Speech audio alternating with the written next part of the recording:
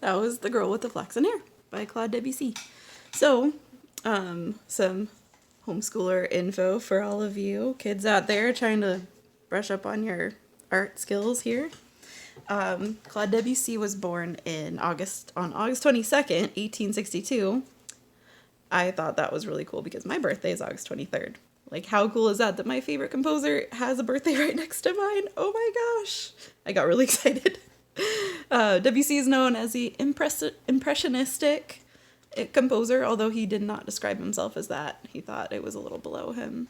But some other impressionistic composers that I know of are Maurice Ravel, and Eric Satie. They all make really beautiful music for harp, so they're kind of some of my favorites because their music's just really fun to play, and it feels really nice, and it sounds really nice. When I say it feels really nice, when I'm playing my harp, I tip it onto my shoulder, as you probably saw, and so all the vibrations kind of feel into my shoulder and into my body, and some vibrations of these beautiful notes just really resonate with me, and it just creates this calm feeling for me, and I think it does for others as well. A couple other things about Debussy might be interesting. He started playing piano at the age of 7. His parents were not musical. They had other types of professions, and he was the oldest of 5 kids. He did get a scholarship to Music Academy. I can't remember how old he was when that happened, but he was pretty unhappy there, and he felt like he couldn't compose, so school wasn't really his thing. And it's totally okay for that not to be a thing. But he still made beautiful music, even though he did not love Music Academy. I thought that was pretty cool.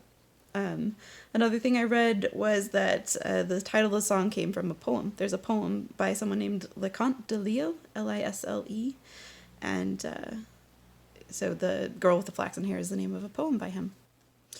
All right, a little harp education now.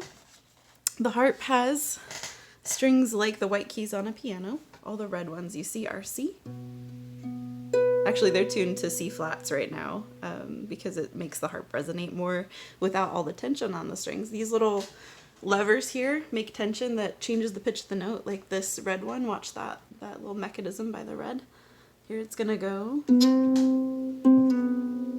flat to sharp to, sorry, flat to natural to C sharp. And each little minute change in the levers makes it change by just that amount of pitch. And there's one of those for each and every string on the harp. The pedals down here, if you can see those, they move all of the same color of strings at a time, or like all the C's at once, all the F's at once, and so forth. One really cool trick that I can do, a glissando, is when you strum your fingers over all the strings like this. And how that sounds just like if you were to run your fingers up the white keys on a piano. But check this out. Make all the C's flat and all the F sharp. No, that wasn't it. Hang on. B sharp, F flat. There it is. B sharp and F flat.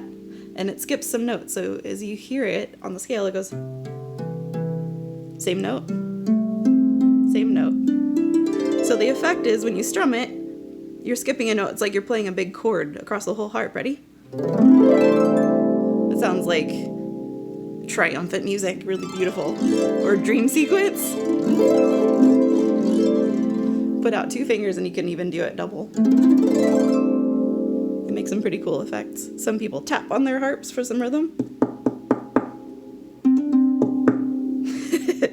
You can also play with your fingernail at the bass to make a cool sound like this.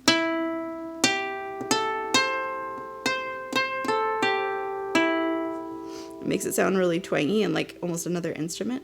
And then you might have heard me play some of these while I was playing, is the harmonics.